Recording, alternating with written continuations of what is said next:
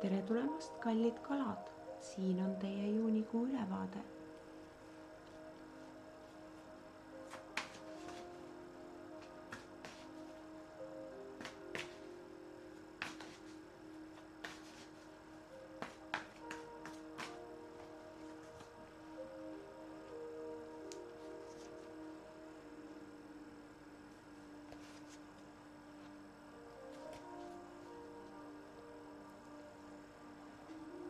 No nii, kullakalad, teie jaoks saab läbi üks raske periood sel kuul.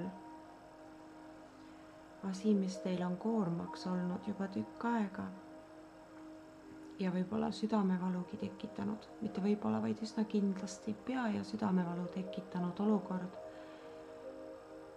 mis ei olnud otseselt teie põhjustatud, aga mõjutas teid väga tugevalt. See olukord saab teil sel kuul läbi. Mitte küll iseenesest, te peate ka ise midagi tegema. Te peate teadma, mida te soovite, te peate suutma lõpetada, välja astuda, enda eest seista ja enda jaoks olemas olla. Ja tuletage endale rasketes olukordades meelde, et te ei ole üksi. Te ei ole üksi ja te ei peakski ennast üksinda tundma. Teie ümber on inimesi, kes hoolivad, kes saavad aidata. Teil on tarvis mitte endale hoida, vaid rääkida. Leidke endale keegi, kellele te saate rääkida, lihtsalt ennast kas või tühjaks rääkida. Võib-olla saate ennast kuulates iseendalt nõugi, aga kindlasti ei peaks te üksinduses seda selle kuu pakutavat lõpusirget nii-öelda kannatama või nautima. Nautima kohe kindlasti ei ole õige sõna. Seetõttu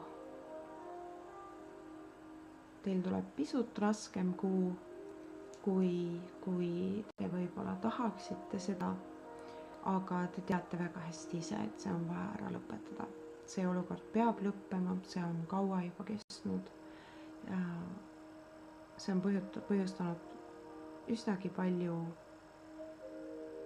magamata öid nii-öelda ja südamevalu. Ja minu ainus soovitus ongi see, et te ei ole üksi. Te peate jagama oma muret, oma kogemusi, oma jutte kellegagi. Ja aktiivselt liigutama selle poole, et jah, ma tahan, et see olukord läbi saaks, sest ma tahan vabadust. Ja teie vabadus ootab teid juunis, kui te oma kaardid nii-öelda õigesti mängite ja enda vaimse tervise eest hoolt kannate teistega rääkides. Aitäh ja olge hoitud!